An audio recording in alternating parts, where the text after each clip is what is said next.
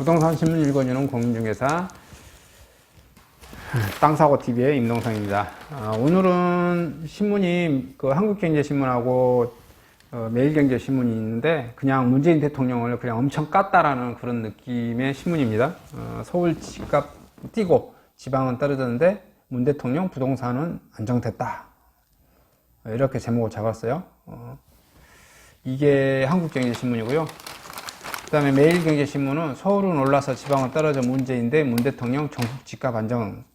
그래서 느낌이 그냥 문 대통령이 헛소리하고 있다, 뭐 뻘소리하고 있다, 이런 감을 딱 느끼게 뭐 제목을 뽑은 것 같아요. 그래서 문 대통령 국민과의 대화 부동산 발언 팩트체크를 해봤더니 문재인 대통령 부동산은 자신 있다고 했지만, 부동산 정책은 자신 있다고 했지만 서울 집값 봐라, 이명박이나 박근혜보다도 훨씬 많이 올랐다. 서울 집값 70% 역대 정부 최고로 올랐다. 뭔 뻘소리냐, 이런 내용이죠. 그 다음에 또 집값만 부추긴 규제 만능 했는데 17차례 규제 또 추가 대책 예고 이렇게 잡혀졌고요. 그냥 부양수단을 활용 안 한다고 그 다음에 토건족들 아주 까고 무시했지만 생활 뭐 SOC, SOC란 말이 좀 하면은 SOC란 게 그런 거죠. 이렇게 도로, 교통, 항만, 우리가 뭐 기간 산업 이런 것을 말하는 겁니다. 근데 거기다가 이상한 뭐 생활이란 단어를 붙였어요. 그래서 새로운 용어를 만들어내서 생활 SOC 등 해서 104조. 근데 이것도 토목사업이에요. 그런 거죠. 그래서 이것도 또 무능하다는 것을 좀 까는 것 같고요. 그래서 서울서 집 장만하는 데 어렵다는데 이렇게 이제 또 지금 뭐 이렇게 했더니 수도권 30만 가구 공급할 예정이다. 이렇게 동문서답, 속된 말로 뻘소리 했다. 그래서 뭐 보통 이제 유튜브라든지 뭐 다른 데 같은데 댓글을 많이 보면 이런 말들이 있어요. 뭐 문재인 대통령을 지지하신 분들은 이제 굉장히 분개하시겠지만은 많이 쓰는 표현 중에 뭐 이런 게 있어. 문어벙 이런 표현이 있는 것 같아요. 뭐 저를 욕하지는 마시고요. 그냥 이런 사실이 있다는 사실만 전해드립니다. 뭐 개인 유튜버들은 그냥 이렇게 좀 하시는 것 같아요. 그 다음에 서울 다주택자 줄었다고 했더니 전국 기준으로는 대략 7만 명 늘었다. 이렇게 지금 매일경제신문에 잡혀져 있습니다.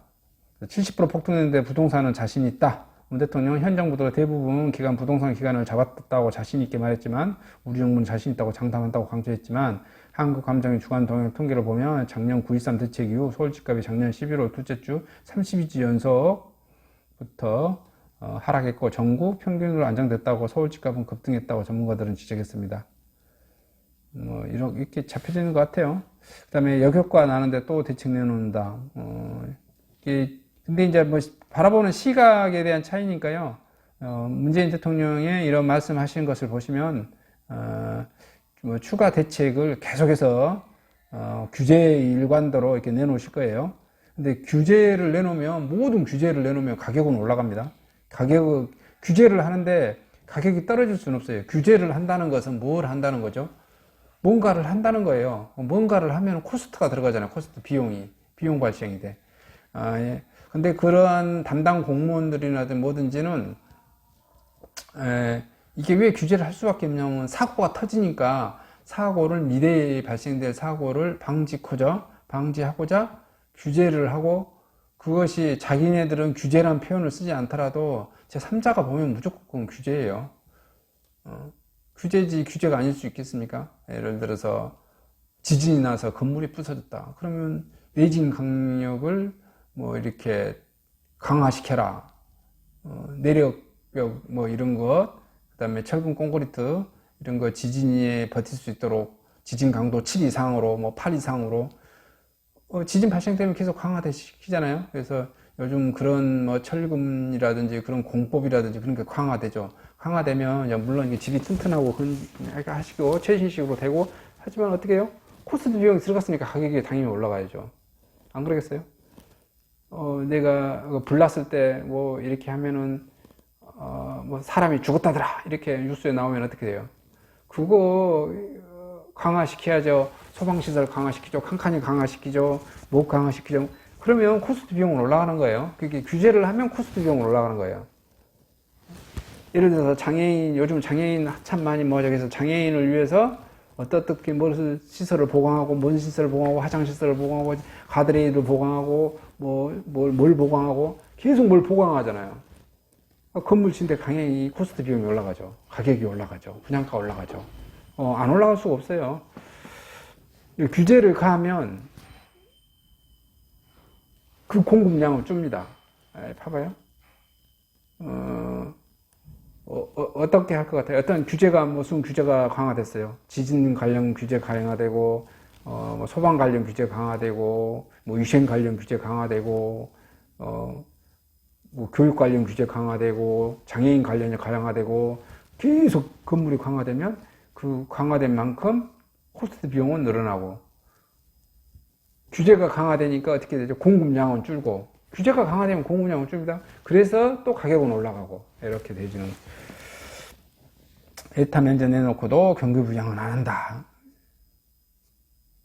말인지 막걸리인지 좀 그렇죠. 이게 너무 한 것 같아요. 근데 뭐 아니시라고 하고 뭐 칭찬하신 분도, 근데 이거는 뭐 있죠. 저는 이게 개인적으로 굉장히 여기 이제 유튜버 채널 들으신 분들 개인적으로 어떻게 생각할지 모르지만, 저는 개인적으로 학교 다녔을 때 저도 데모 여러 번 해보고 했지만, 운동권 출신들이 저는 개인적으로 너무 싫더라고요. 왜냐하면 운동권 출신은 딱 그런 느낌이에요. 그냥 인권은 좀 강한데 경제 개념은 꽝인 친구들, 딱 그런 느낌입니다.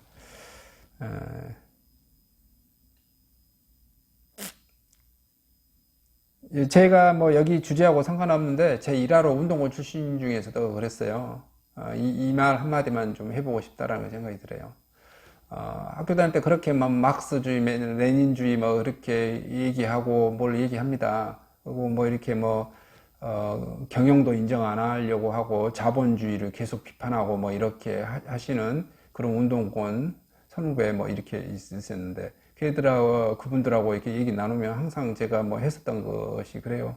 복잡하게 얘기하지 말고,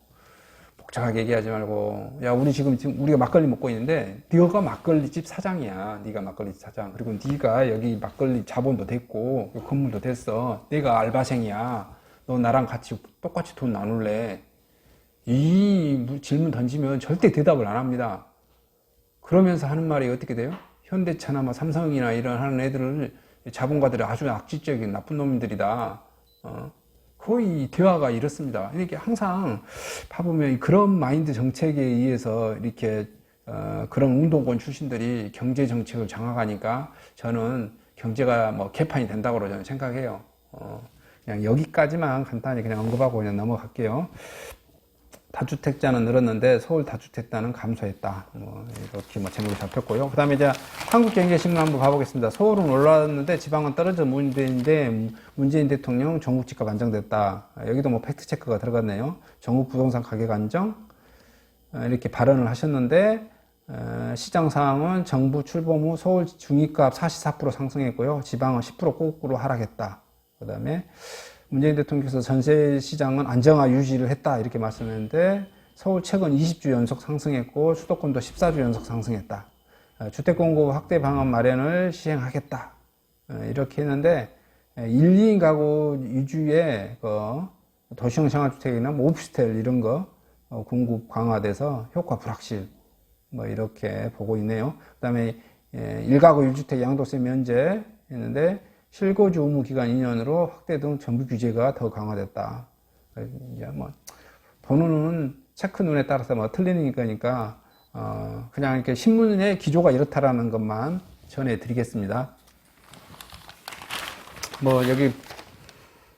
여기 아래도 나왔는데, 그냥 그런 제목만 잡혀져 있네요. 이거 부동산 관련 소식은 아닌 것 같은데, 기업하기 정말 어려운 나라 됐다.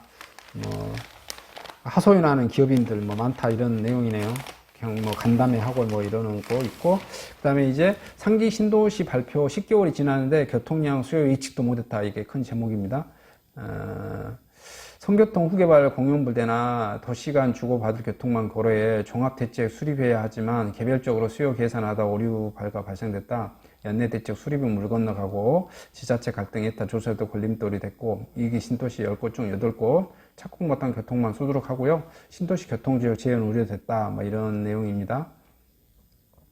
광해교통 개선대책 추진 절차를 보면 개선대책 제출을 했고요. 교통수요 분석 결과 및 적정성 검토 사전평가를 한 다음에 1개월 정도 소요됩니다. 광해교통 정책 실무위 사회성 검토를 하고 3개월 정도 소요됩니다. 국가교통위원회 승인을 얻어서 확정 통보 뭐 이렇게 되진다는 내용인데요. 결정권이 없는 대도시 교통 강역이 허수아비로 전락할 가능성이 높고요.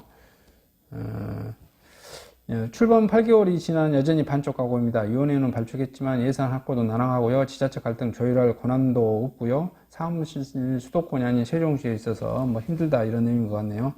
입주 지났지만 수년째 개통 못한 1, 2기 신도시 교통망을 한번 봐보겠습니다.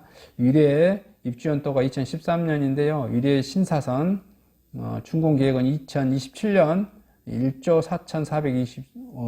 4,453억. 평택 소사벌은 입주연도가 2012년인데요. 국토 1호선 우회도로 신설 2024년 1123년, 남양주 별내 2012년 입주연도인데요. 별내선 신설 2023년 9,967억 원에 할 거고요. 고양원융 2013년 고양시 65선 화랑로 확포장 공사 2022년에 800억으로 할 거고요. 김포 한강 2011년 입주를 했는데 김포 경전철 2019년에 준공했고요. 1조 정도 돈이 들어갔네요. 하남미사 김포 한강은 개통됐죠? 하남미사 2014년에 입주했고요. 천호대로 확장 및 동서간 지하도로 2022년 2,380억 되고요. 위대 2013년에 입주했는데요. 성남 외곽 순환도로 확장 2021년 3,200억이 할 예정이고요. 의정부 밀락 투지역 2012년에 입주했는데 동부간선도로 신설 확장해서 2020년 1,000억 정도에 할 예정이고요. 하남미사는 2014년 입주했는데 하남선 복선 전철 1단계 신설 2020년 1조 333억으로 예정입니다. 화성 동탄 2015년 입주했고요. 광역 급행철도 서울 강남 동탄 2021년 8천억 뭐 공사할 예정입니다. 계속 뭐 제가 말씀드리지만 지하철은 그다음에 전철은 기차 여기서 규모가 어마어마한 대형 국책 사업이다 보니까 그다음에 또 그 국책 사업과 또 국가기관과 지자체가 치고받고 싸우고 또 주민들과 치고받고 싸우고 그래서 항상 여기에 나와져 있는 이런 기간보다 훨씬 더 이게 딜레이 됩니다. 이 신문을 계속해서 보시면 이 지하철에 준공되는 그 날짜 연도가 계속해서 딜레이 된다는 사실을 아실 수 있을 거예요. 송도 상권 기현상 역세권 텅텅 주변을 활기 그 다음에 여기 잡혀졌는데 궁극 과잉 핵심시설 지원 제가 그전에도 한번 뭐 말씀드렸었을 거예요. 지하철역이 중요한 게 아니라고. 지하철역이 절대 중요하지 않습니다. 지하철역은 텅텅 빌 수가 있어요. 지하철역이 뭐 지나가나 안 지나가나 지하철역이 중요한 게 아니라 지방 기차역 같은 경우도 보시면 기차역 주변에 뭐가 아무것도 없어 횡할 수 있어요. 아무것도 없어요. 기차역 주변에 뭐가 있어야 되냐면 기차역이 들어오고 그 주변에 아파트가 들어와야 돼요. 그러면 이 기차역과 주거가 시너지가 이루어져서 그 상권이 확 살아납니다. 근데 이 기차역만 있어가지고는 전철역, 지하철역만 있어가지고는 상권 절대 안 살아나요. 그냥 지나가 버리는 상권입니다. 제가 볼 때는 항상 저는 그렇더라고요. 근데 여기도 지금 송도에도 어떤 기현상이 벌어지고 있냐? 주거 공간이 많은 아파트 주변은 상권이 살아난다는 거예요. 근데 지하철역이 있고 아파트가 있으면 그 역은 이 아파트에 사는 사람들이 다른 사람들을 더 끌어올 수가 있어. 약속을 잡아서. 근데 지하철역만 딸랑 있으면 거기서 어떤 사람들이 형성이 되지 않은 것 같아요. 그런 것은 서울 같은 데서도 뭐 경전철이라든지 조그마한 그 역세권 같은 데 봐보시면 그런 현상을 얼마든지 볼 수 있습니다. 왜 그러냐면 뭐 이렇게 수원이라든지 뭐 분당이라든지 저쪽에 뭐 용인이라든지 그런 데서 지하철역을 보시면 이게 뭐 송도만 그런 게 아니라 지하철역이 있는데 그 어떤 그 역이 있고, 그 어떤 지구 단위가 그 역하고 아주 가까이 있어. 그러면 그 역이 확 살아나요. 근데 아니면 그 주된 아파트가 그 역에서 한참 멀리 들어가서 있어. 그러면 그 역 주변에 있는 상권은 상권이 들어서긴 선데 세도 싸, 임차료도 싸. 그리고 한참 더 들어가서 마을버스를 타고 들어가는 그 아파트가 바글바글한 그 동네가 훨씬 상권이 살아납니다. 주거가 있는 그런데 상가를 투자하시라 이렇게 말씀드리고 싶어요. 역세권으로 이렇게 하시는 게 아니에요. 인구 감소 시대 20년 국토계 균형 스마트 혁신 구상 담았다 이렇게 잡혀져 있고요. 제5차 국토종합계획인데 총리 주재 국토정책이 심의했는데 지방 거점에 기반시설 집중한다고 그러네요. 비전 모두를 위한 국토 함께 누리는 질 3터 해가지고 목표 언제 어디서나 살기 좋은 균형 국토, 안전하고 지속가능한 스마트 국토, 건강하고 활력 있는 혁신 국토, 공간 전략은 연대와 협력을 통한 유연한 스마트 국토 구축, 6대 전략이라네요. 발전 전략으로는 개성 있는 지역 발전과 연대, 협력 추진, 지역산업 혁신 문화 건강 활성화, 세대와 계층을 아우르는 인내, 안심 생활 공간 형성, 품격 있고 고품격 친화적인 공간 창출, 인프라 효율적인 운명과 국토 진흥화, 대륙 해양이 있는 평화 국토 조성. 그러니까 좋은 말은 다 써놨습니다. 그리고 종로 공평구역 재개발 사업 30년 만에 재개된다고 이렇게 잡혀져 있네요. 29일 주민대상 설명회 열렸고요. 최고 17층 업무 판매시설 조성 예정이고요. 그 다음에 지코노미 부동산 지코노미 부동산 콘서트가 열립니다. 내달, 다음 달이죠. 다음 달 12월 4일날 논현동 건설회관에서 하고 참가비는 55,000 사전 예약하고 한다네요. 이상우 익스포넨셜 대표, 이광수 미디에셋 연구위원, 심교용 건국대 부동산학교 교수, 김종률 버브스 부동산 연구소 대표님들이 참여하셔서 하실 것 같고요. 예, 돈 많으신 분들은 또 시간도 되시는 분들은 가서 뭐 들어보시는 거 좋을 것 같습니다. 55,000원 냈으니까 55,000원 이상 정보를 아마 주시겠죠. 행사는 이날 오후 1시부터 6시까지 건설회관 2층 대회에서 열리고요. 12월 4일이죠. 티켓 구매는 포함한 자세한 내용은 한경닷컴에서 이렇게 하신다고 홍보가 되어져 있습니다. 한국경제신문입니다. 이상 전국 부동산 관련 소식을 마치도록 하겠습니다. 감사합니다.